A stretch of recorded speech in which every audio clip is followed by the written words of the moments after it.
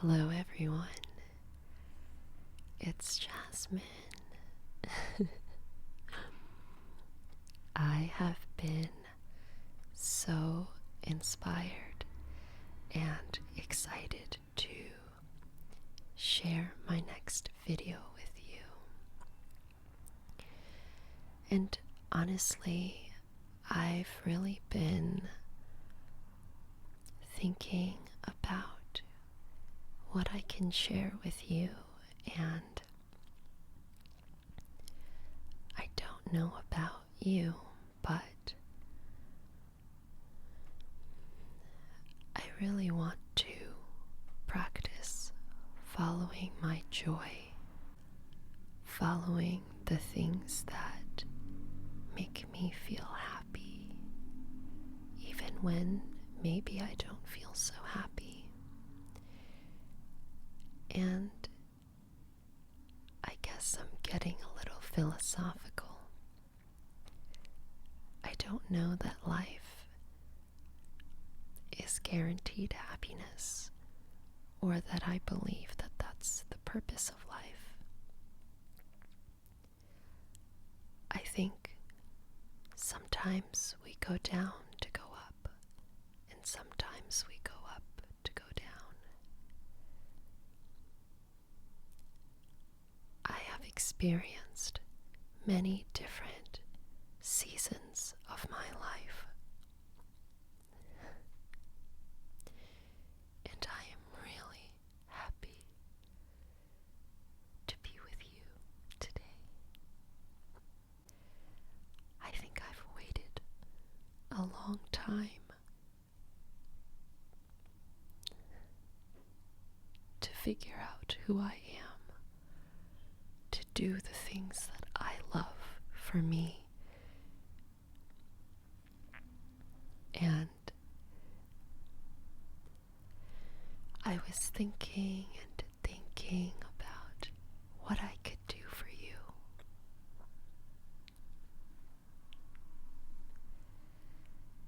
And I keep thinking about this short story by Jack London.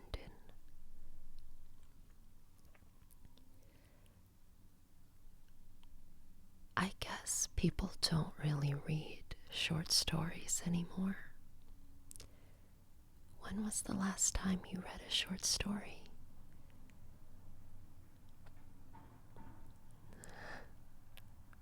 Right. This was a story that I read in English class of high school, my junior year. And I love it. I find it hypnotic. I find it thrilling.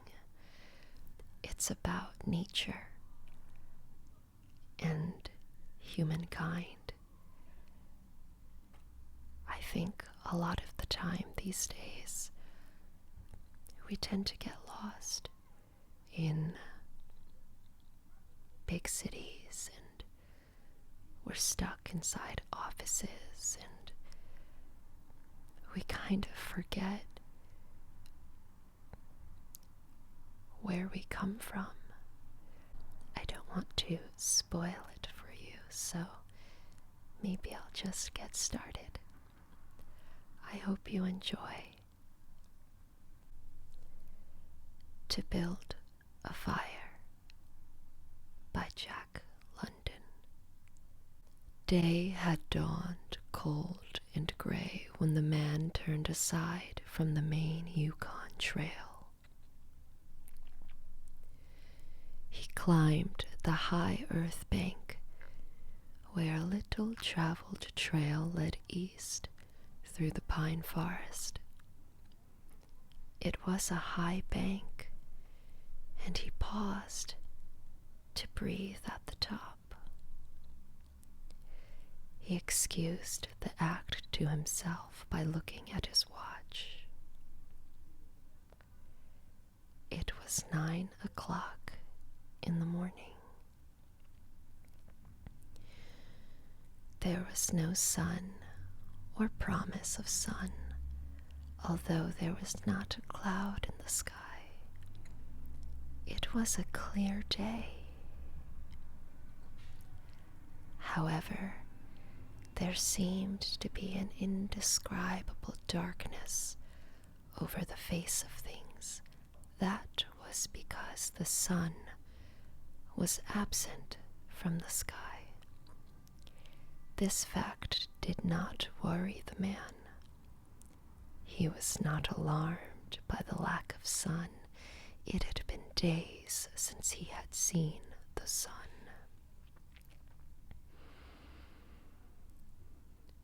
The man looked along the way he had come. The Yukon lay a mile wide and hidden under 3 feet of ice. On top of this ice were as many feet of snow. It was all pure white, north and south. As far as his eye could see, it was unbroken white. The one thing that relieved the whiteness was a thin dark line that curved from the pine-covered island to the south. It curved into the north, where it disappeared behind another pine-covered island.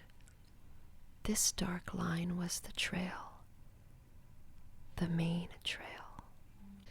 It led south 500 miles to the Chilkoot Pass and salt water.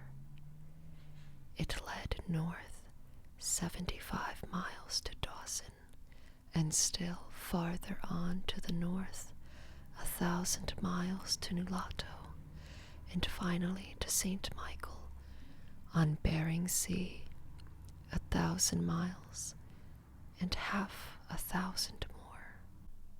But all this, the distant trail, no sun in the sky, the great cold, and the strangeness of it all, had no effect on the man.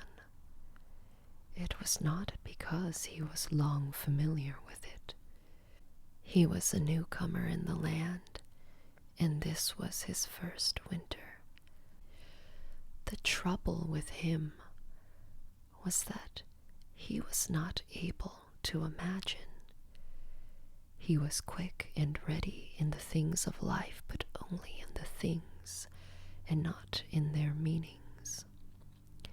50 degrees below zero meant 80 degrees of frost. Such facts told him that it was cold and uncomfortable, and that was all.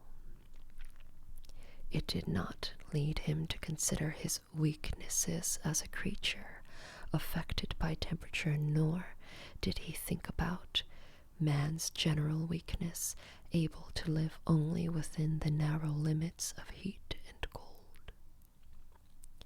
From there, it did not lead him to thoughts of heaven and the meaning of a man's life.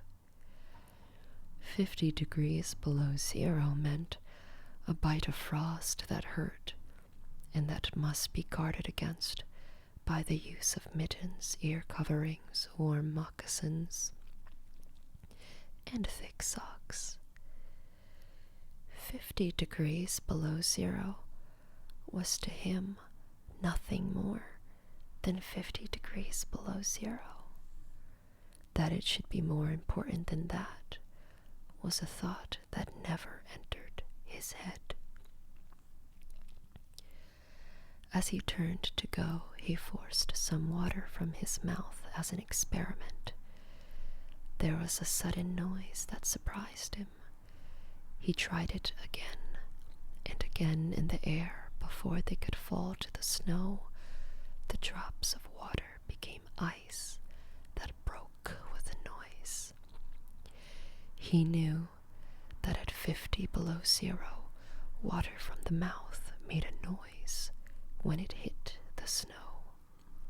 But this had done that in the air. Undoubtedly, it was colder than 50 below, but exactly how much colder, he did not know. But the temperature did not matter. He was headed for the old camp on Henderson Creek where the boys were already. They had come across the mountain from the Indian Creek country. He had taken the long trail to look at the possibility of floating logs from the islands in the Yukon down the river when the ice melted. He would be in camp by 6 o'clock that evening. It would be a little after dark, but the boys would be there. A fire would be burning, and a hot supper would be ready. As he thought of lunch, he pressed his hand against the package under his jacket. It was also under his shirt, wrapped in a handkerchief and lying for warmth against the naked skin. Otherwise, the bread would freeze. He smiled contentedly to himself as he thought of those pieces of bread, each of which enclosed a generous portion of cooked meat. He plunged among the big pine trees. The trail was not well marked here. Several inches of snow had fallen since the last sled had passed. He was glad he was without a sled. Actually, he carried nothing but the lunch wrapped in the handkerchief. He was surprised, however, at the cold. It certainly was cold, he decided, as he rubbed his nose and face with his mittened hand.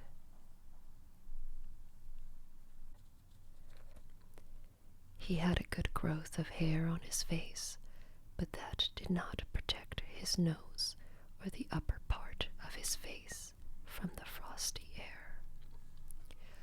Following at the man's heels was a big native dog. It was a wolf dog, gray-coated, and not noticeably different from its brother, the wild wolf.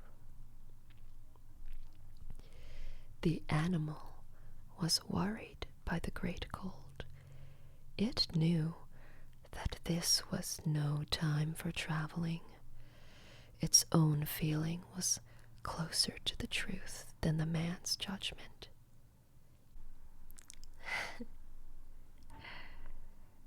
This dude is crazy, y'all. Anyways, the dog did not know anything about temperatures. Possibly in its brain, there was no understanding of a condition of very cold, such as was in the man's brain. But the animal sensed the danger. Its fear made it question eagerly every movement of the man, as if expecting him to go into camp or to seek shelter somewhere and build a fire. The dog had learned about fire, and it wanted fire. Otherwise, it would dig itself into the snow and find shelter from the cold air. The frozen moistness of its breathing had settled on its fur in a fine powder of frost. The hair on the man's face was similarly frosted, but more solidly. It took the form of ice and increased with every warm, moist breath from his mouth. Also, the man had tobacco in his mouth. The ice held his lips so tightly together that he could not empty the juice from his mouth.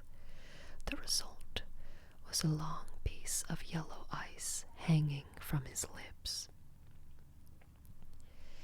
If he fell down, it would break like glass into many pieces.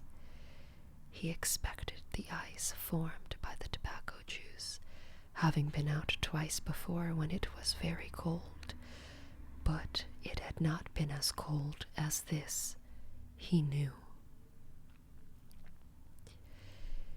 He continued through the level forest for several miles. Then he went down a bank to the frozen path of a small stream. This was Henderson Creek, and he knew he was 10 miles from where the stream divided. He looked at his watch. It was 10 o'clock. He was traveling at the rate of 4 miles an hour. Thus, he figured that he would arrive where the stream divided at 12:30. He decided he would eat his lunch when he arrived there.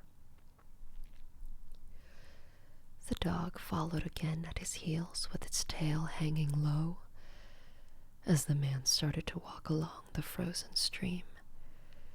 The old sled trail could be seen, but a dozen inches of snow covered the marks of the last sleds. In a month, no man had traveled up or down that silent creek. The man went steadily ahead.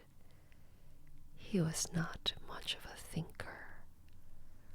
At that moment, he had nothing to think about, except that he would eat lunch at the stream's divide, and that at 6 o'clock he would be in camp with the boys. There was nobody to talk to, and had there been, speech would not have been possible because of the ice around his mouth. Once in a while, the thought repeated itself that it was very cold, and that he had never experienced such cold. As he walked along, he rubbed his face and his nose with the back of his mittened hand. He did this without thinking, frequently changing hands. But with all his rubbing, the instant he stopped, his face and nose became numb. His face would surely be frozen. He knew that, and he was sorry that he had not worn the sort of nose guard Bud wore when it was cold. Such a guard passed across the nose and covered the entire face. But it did not matter much, he decided. What was a little frost? A bit painful, that was all. It was never serious. Empty as the man's mind was of thoughts, he was most observant. He noticed the changes in the creek, the curves and the bends, and always he noted where he placed his feet. Once, coming around a bend, he moved suddenly to the side like a frightened horse. He curved away from the place where he had been walking and retraced his steps several feet along the trail. He knew the creek was frozen to the bottom. No creek could contain water in that winter. But he knew also that there were streams of water that came out from the hillsides and rang along under the snow and on top of the ice of the creek. He knew that even in the coldest weather, these streams were never frozen, and he also knew their danger. They hid pools of water under the snow that might be 3 inches deep or 3 feet. Sometimes a skin of ice half an inch thick covered them, and in turn was covered by the snow. Sometimes there was both water and thin ice, and when a man broke through, he could get very wet. That was why he had jumped away so suddenly. He had felt the ice move under his feet. He had also heard the noise of the snow-covered ice skin breaking. and to get his feet wet in such a temperature meant trouble and danger. At the very least, it meant delay, because he would be forced to stop and build a fire. Only under its protection could he bare his feet while he dried his socks and moccasins. He stood and studied the creek bottom and its banks. He decided that the flowing stream of water came from the right side.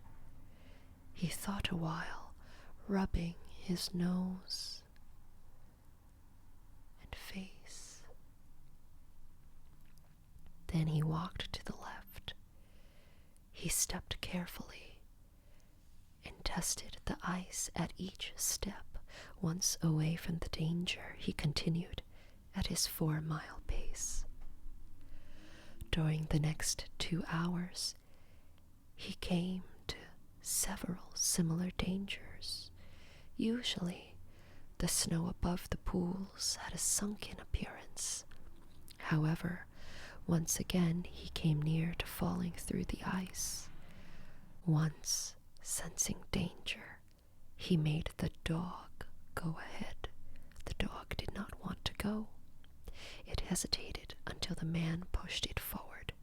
Then it went quickly across the white, unbroken surface. Suddenly, it fell through the ice, but climbed out on the other side, which was firm. It had wet its feet and legs.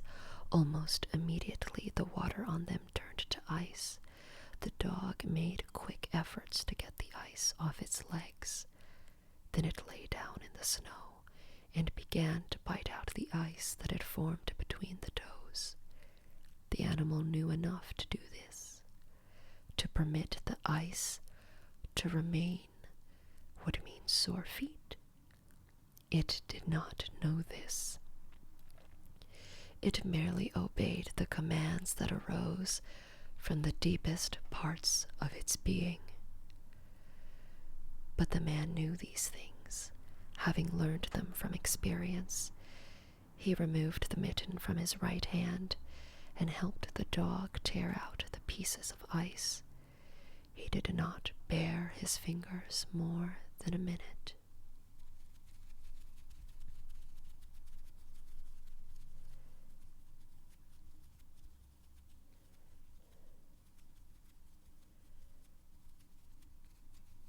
And was surprised to find that they were numb. It certainly was cold. He pulled on the mitten quickly and beat the hand across his breast. At 12 o'clock the day was at its brightest, yet the sun did not appear in the sky.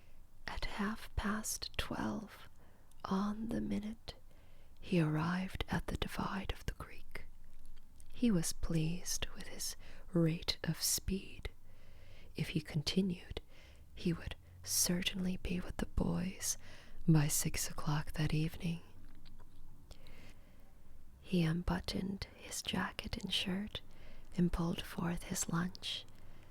The action took no more than a quarter of a minute, yet in that brief moment, the numbness touched his bare fingers. He did not put the mitten on, but instead struck the fingers against his leg. Then he sat down on a snow-covered log to eat. The pain that followed the striking of his fingers against his leg ceased so quickly that he was frightened. He had not had time to take a bite of his lunch. He struck the fingers repeatedly and returned them to the mitten. Then he bared the other hand for the purpose of eating. He tried to take a mouthful, but the ice around his mouth prevented him. Then he knew what was wrong. He had forgotten to build a fire and warm himself. He laughed at his own foolishness. As he laughed, He noted the numbness in his bare fingers. Also, he noted that the feeling which had first come to his toes when he sat down was already passing away. He wondered whether the toes were warm or whether they were numb. He moved them inside the moccasins and decided that they were numb. He pulled the mitten on hurriedly and stood up. He was somewhat frightened.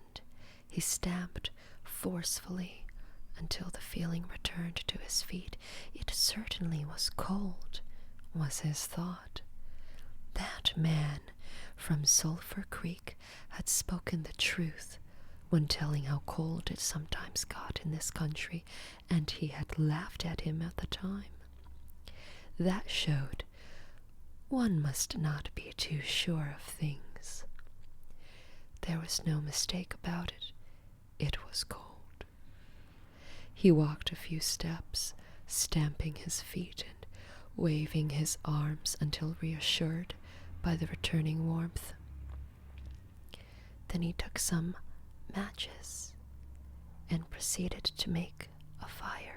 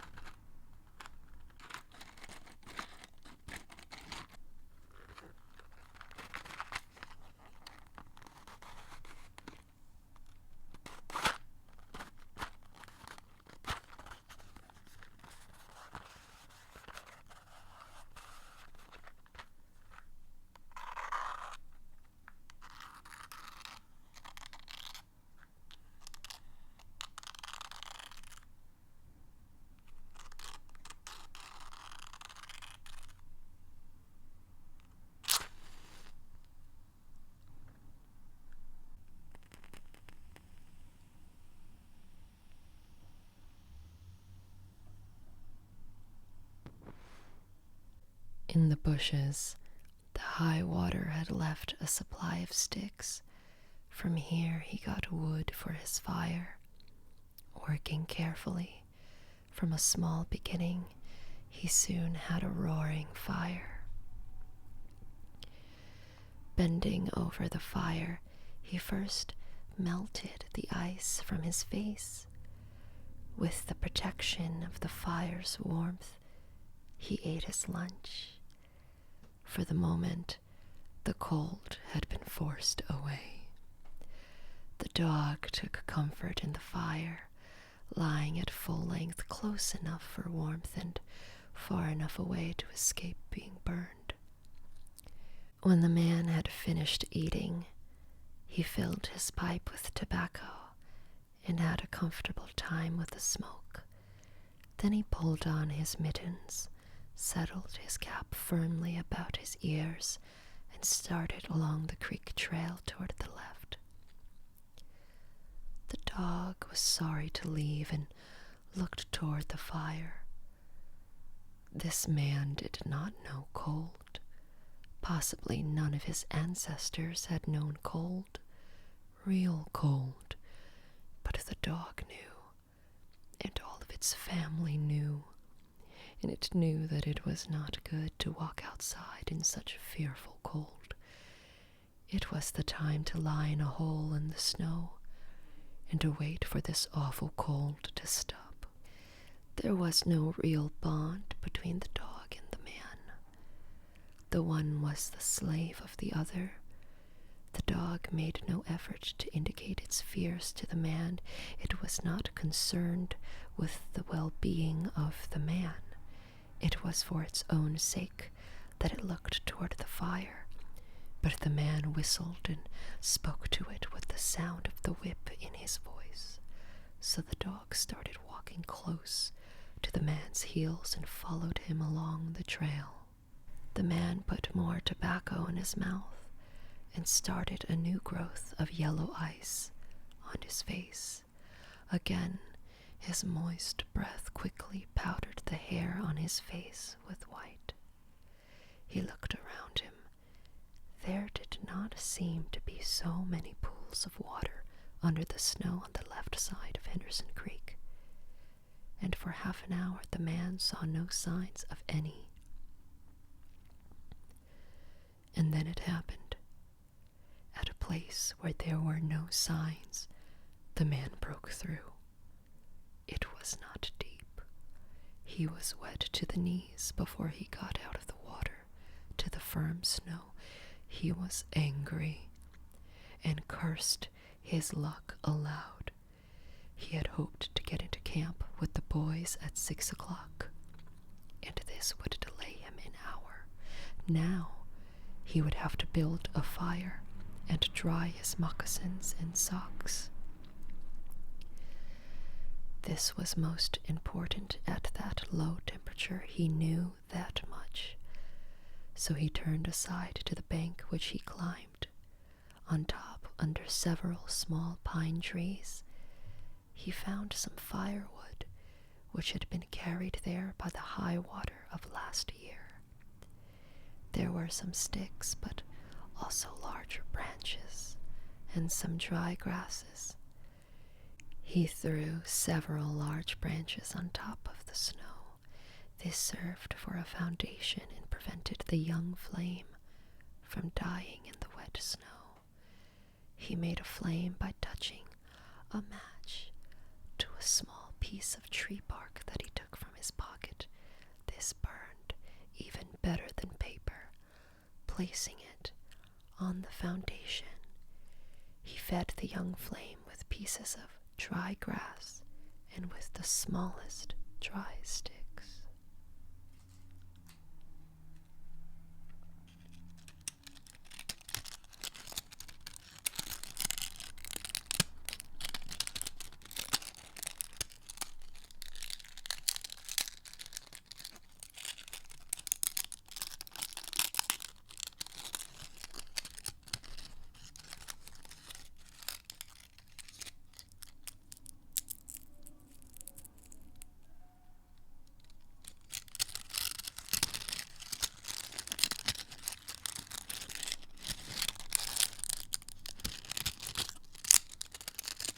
He worked slowly and carefully, realizing his danger. Gradually, as the flame grew stronger, he increased the size of the sticks with which he fed it. He sat in the snow, pulling the sticks from the bushes under the trees and feeding them directly to the flame. He knew he must not fail. When it is 75 below zero, a man must not fail in his first attempt to build a fire. This is especially true if his feet are wet. If his feet are dry and he fails, he can run along the trail for half a mile to keep his blood moving. But the blood in wet and freezing feet cannot be kept moving by running when it is 75 degrees below zero. No matter how fast he runs, the wet feet will freeze even harder. All this the man knew. The old man on Sulphur Creek had told him about it, and now he was grateful for the advice. Already all feeling had gone from his feet. To build the fire, he had been forced to remove his mittens, and the fingers had quickly become numb. His pace of 4 miles an hour had kept his heart pushing the blood to all parts of his body, but the instant he stopped, the action of the heart slowed down. He now received the full force of the cold. The blood of his body drew back from it. The blood was alive like the dog. Like the dog, it wanted to hide and seek cover, away from the fearful cold. As long as he walked 4 miles an hour, the blood rose to the surface, but now it sank down into the lowest depths of his body. His feet and hands were the first to feel its absence. His wet feet froze first. His bare fingers were numb, although they had not yet begun to freeze.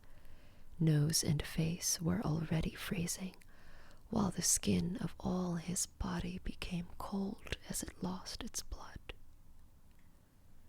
But he was safe. Toes and nose and face would be only touched by the frost, because the fire was beginning to burn with strength. He was feeding it with sticks the size of his finger. In another minute, he would be able to feed it with larger branches. Then he could remove his wet moccasins and socks. While they dried, he could keep his naked feet warm by the fire, rubbing them first with snow. The fire was a success. He was safe. He remembered the advice of the old man on Sulphur Creek and smiled. The man had been very serious when he said that no man should travel alone in that country after 50 below zero. Well, here he was. He had had the accident. He was alone, and he had saved himself. Those old men were rather womanish, he thought. All a man must do was to keep his head, and he was all right. Any man who was a man could travel alone. But it was surprising, the rapidity with which his face and nose were freezing. And he had not thought his fingers could lose their feeling in so short a time. Without feeling, they were, because he found it very difficult to make them move together to grasp a stick. They seemed far from his body and from him. When he touched a stick, he had to look to see whether or not he was holding it. All of which mattered little. There was the fire, promising life with every dancing flame. He started to untie his moccasins. They were coated with ice. The thick socks were like iron almost to the knees. The moccasin strings were like ropes of steel. For a moment he pulled them with his unfeeling fingers. Then, realizing the foolishness of it, he grasped his knife. But before he could cut the strings, it happened. It was his own fault, or instead, his mistake. He should not have built the fire under the pine tree. He should have built it in an open space, but it had been easier to pull the sticks from the bushes and drop them directly on the fire. Now the tree under which he had done this carried a weight of snow on its branches. No wind had been blowing for weeks, and each branch was heavy with snow. Each time he pulled a stick, he shook the tree slightly. There had been just enough movement to cause the awful thing to happen. High up in the tree, one branch dropped its load of snow.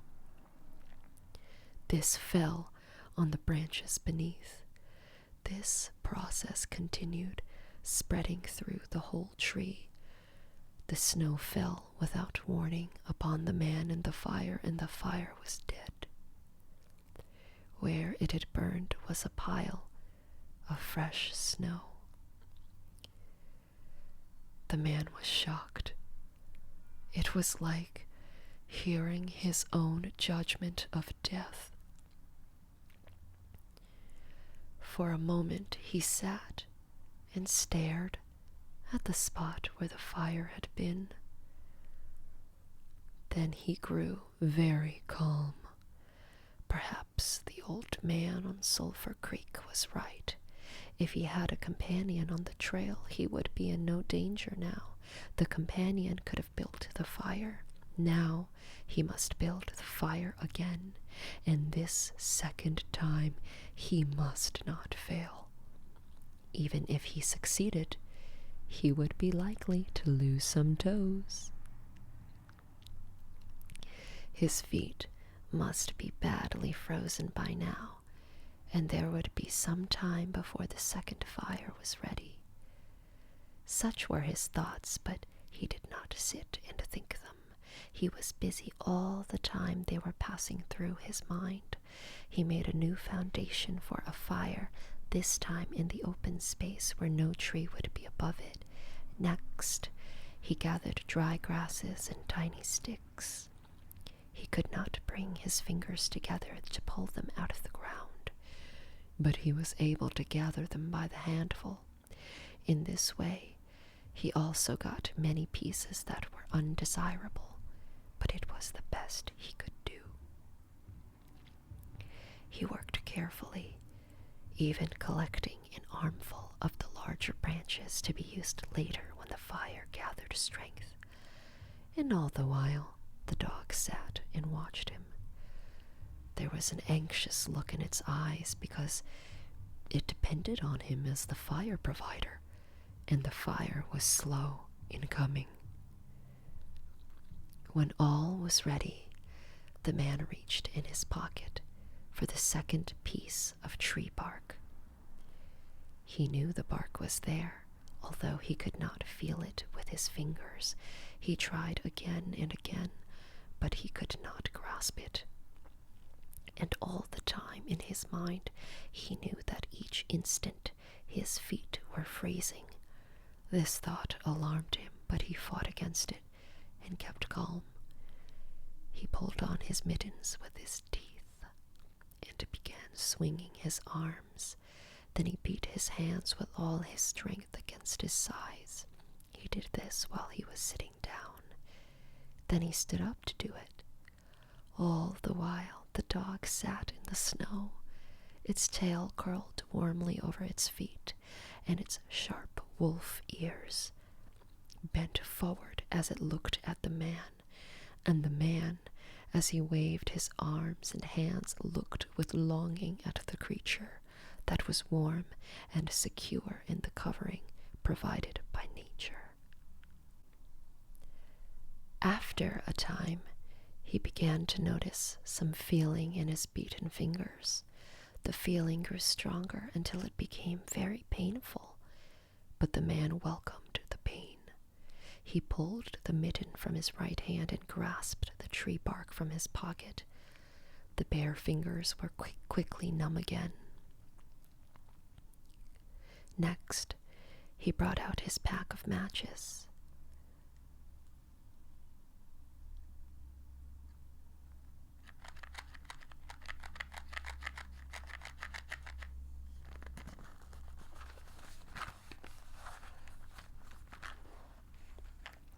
But the awful cold had already driven the life out of his fingers. In his effort to separate one match from the others, the whole pack fell in the snow. He tried to pick it out of the snow, but failed. The dead fingers could neither touch nor hold. Now he was very careful. He drove the thought of his freezing feet and nose and face from his mind. He devoted his whole soul to picking up the matches. He followed the movement of his fingers with his eyes, using his sense of sight instead of that of touch. When he saw his fingers on each side of the pack, he closed them. That is, he willed to close them because the fingers did not obey. He put the mitten on the right hand again and beat it fiercely against his knee. Then with both mittened hands he lifted up the pack of matches, along with much snow, to the front of his jacket, but he had gained nothing. After some struggling, he managed to get the pack between his mittened hands. In this manner, he carried it to his mouth. The ice broke as he opened his mouth with a fierce effort. He used his upper teeth to rub across the pack in order to separate a single match. He succeeded in getting one, which he dropped on his jacket. His condition was no better. He could not pick up the match. Then he thought how he might do it. He picked up the match in his teeth and drew it across his leg. 20 times he did this before he succeeded in lighting it. As it flamed, he held it with his teeth to the tree bark. But the burning smell went up his nose, causing him to cough. The match fell into the snow, and the flame died. The old man on Sulphur Creek was right, he thought, in the moment of controlled despair that followed. After 50 below zero, a man should travel with a companion. He beat his hands but failed to produce any feeling in them suddenly. He bared both hands, removing the mittens with his teeth.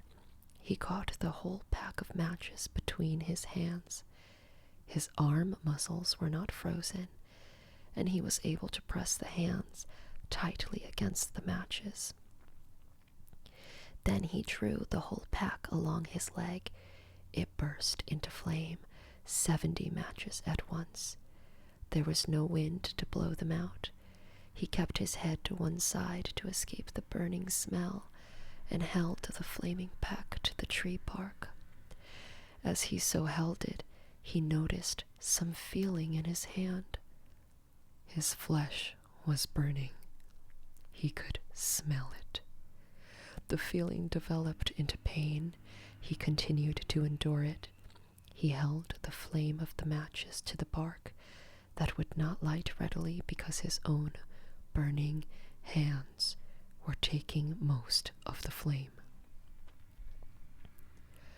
Finally, when he could endure no more, he pulled his hands apart. The flaming matches fell into the snow, but the tree bark was burning.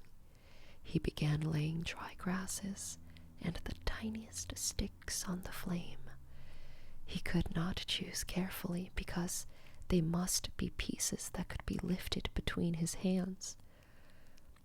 Small pieces of green grass stayed on the sticks, and he bit them off as well as he could with his teeth.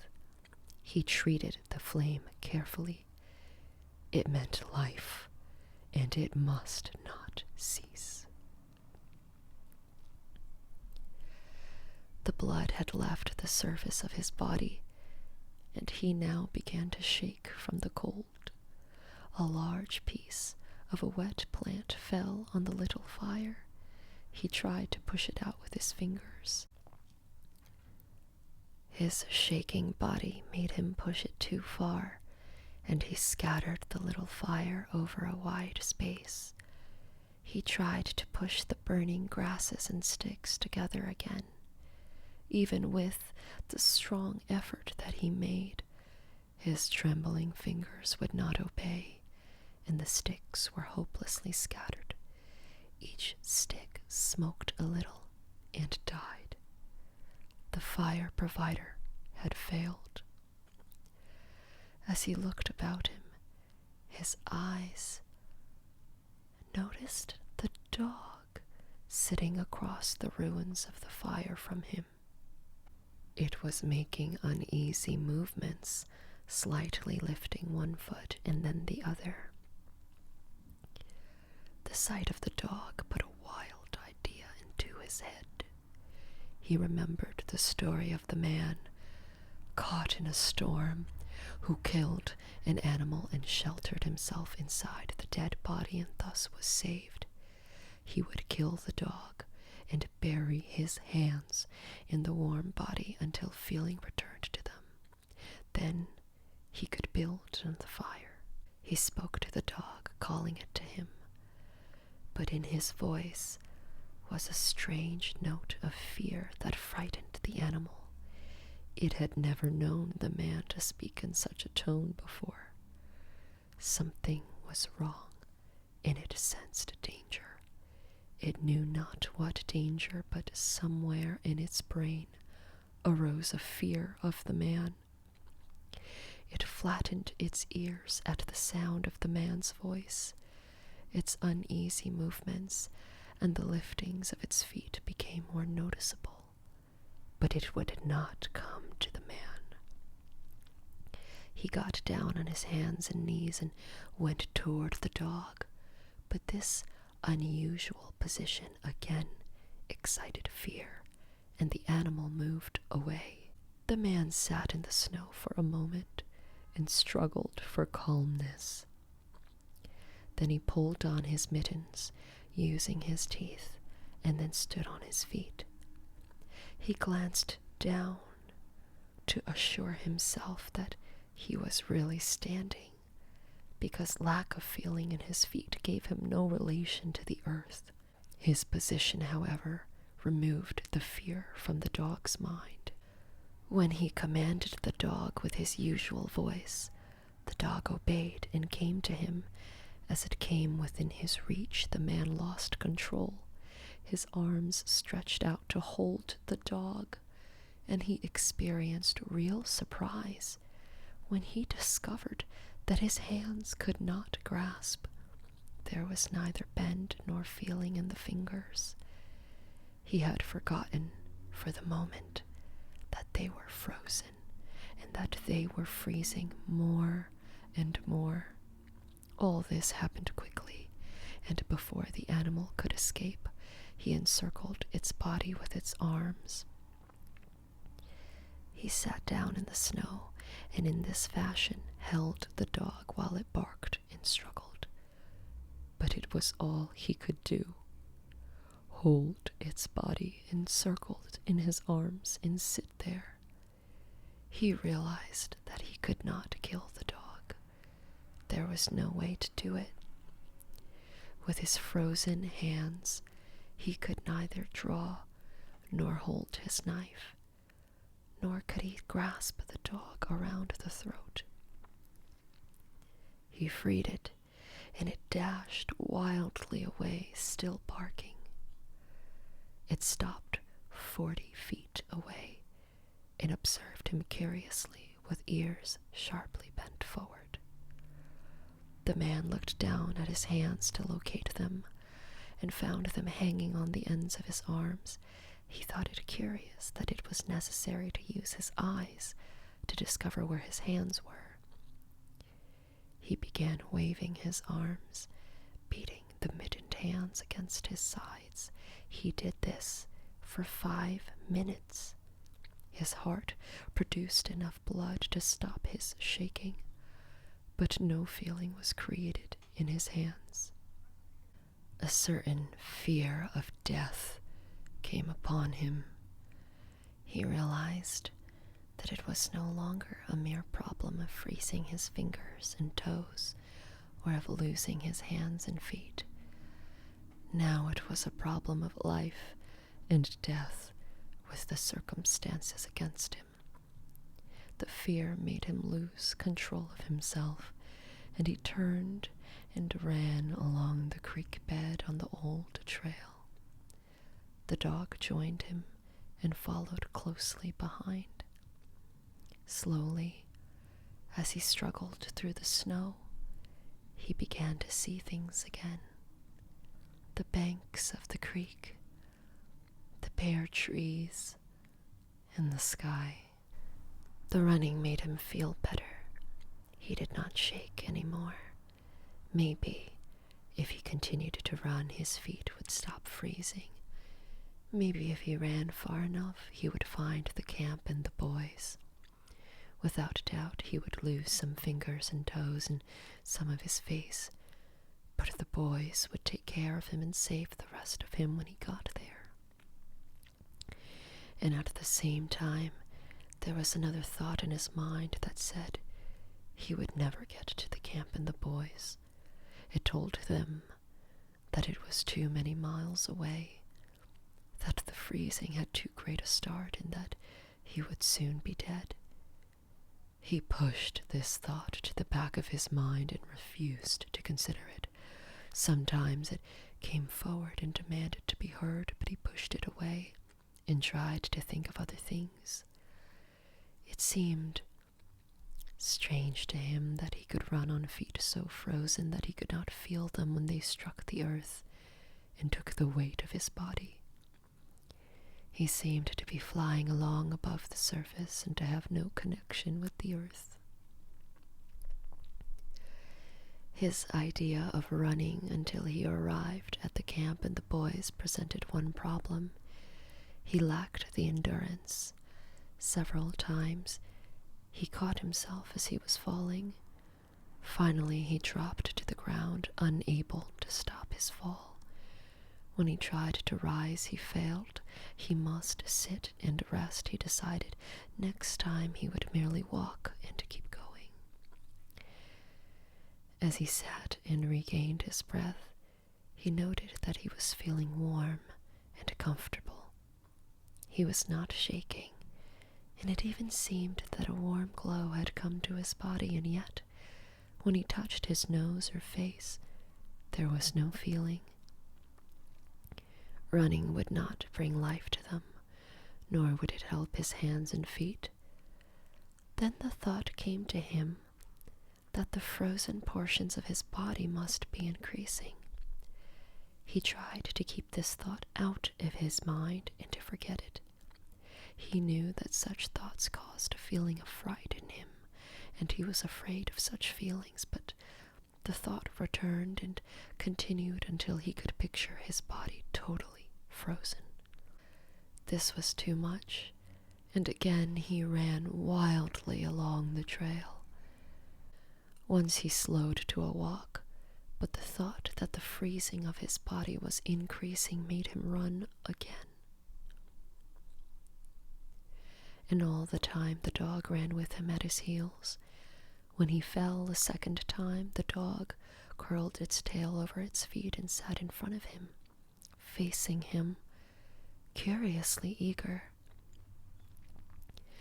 The warmth and security of the animal angered him. He cursed it until it flattened its ear, and all the time the dog ran with him at his heels. When he fell a second time, the dog curled its tail over its feet and sat in front of him, facing him, curiously eager. The warmth and security of the animal angered him. He cursed it until it flattened his ears. This time, the shaking because of the cold began more quickly. He was losing his battle with the frost. It was moving into his body from all sides. This thought drove him forward, but he ran no more than 100 feet when he fell head first. It was his last moment of fear. When he had recovered his breath and his control, he sat and thought about meeting death with dignity. However, the idea did not come to him in exactly this manner. His idea was that he had been acting like a fool. He had been running around like a chicken with its head cut off. He was certain to freeze in his present circumstances, and he should accept it calmly. With this newfound peace of mind came the first sleepiness. A good idea, he thought, to sleep his way to death.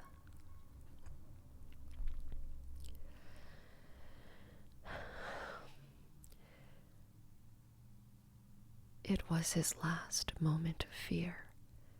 When he had recovered his breath and his control, he sat and thought about meeting death with dignity.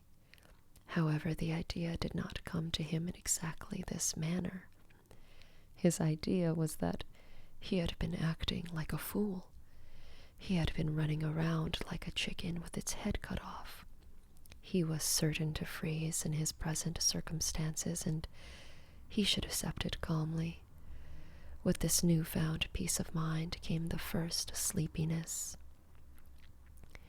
A good idea, he thought, to sleep his way to death. Freezing was not as bad as people thought. There were many worse ways to die. He pictured the boys finding his body the next day.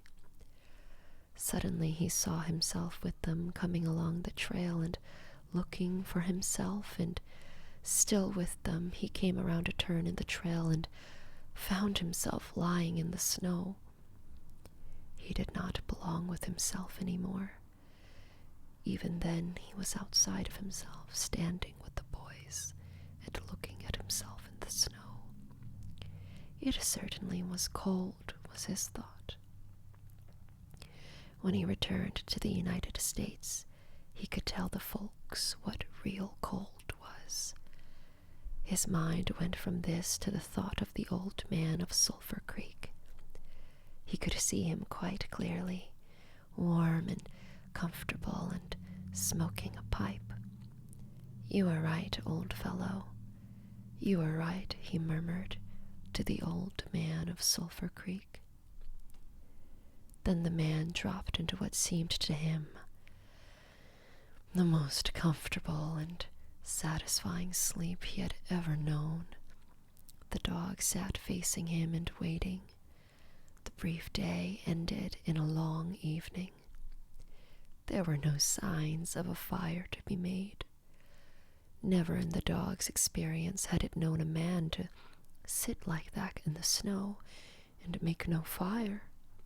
As the evening grew darker, its eager longing for the fire mastered it. With much lifting of its feet, it cried softly.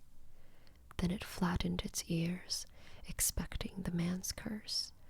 But the man remained silent. Later, the dog howled loudly, and still later it moved close to the man and caught the smell of death. This made the animal leap and back away. A little longer it delayed, howling under the stars that leaped and danced and shone brightly in the cold sky. Then it turned and ran along the trail toward the camp it knew, where there were the other food providers and fire providers.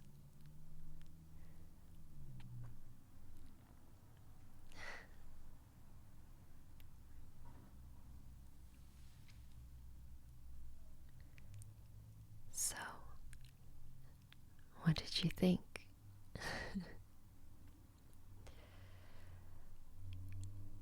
If you've listened all this way, thank you so much. I think what I love so much about this story is that, to me, it's a story about instinct. It's a story about why it's important to listen to ourselves and to listen to others. It's also a story that reminds us of how beautiful and frightening and magnificent nature is. Do you know what I mean?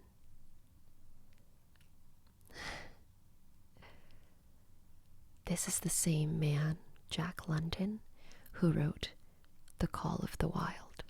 I hope you enjoyed, and feel free to leave a comment down below telling me what you thought of this story and what your experience was with this video and listening to me read it to you. If you liked what you heard today, feel free to subscribe, to like the video, or share it with someone who's been having a hard time. I'm not gonna lie, I've had a pretty challenging 2 weeks since I last saw you guys, and honestly, what really keeps me going is the idea that I get to create this space with you and for you. I don't know. I mean, tell me your favorite stories. I'm thinking of reading some Roald Dahl stories. Have you heard of him? He wrote like James and the Giant Peach and Matilda, and I grew up with him. I'm also figuring out mic placement, so thank you for your patience.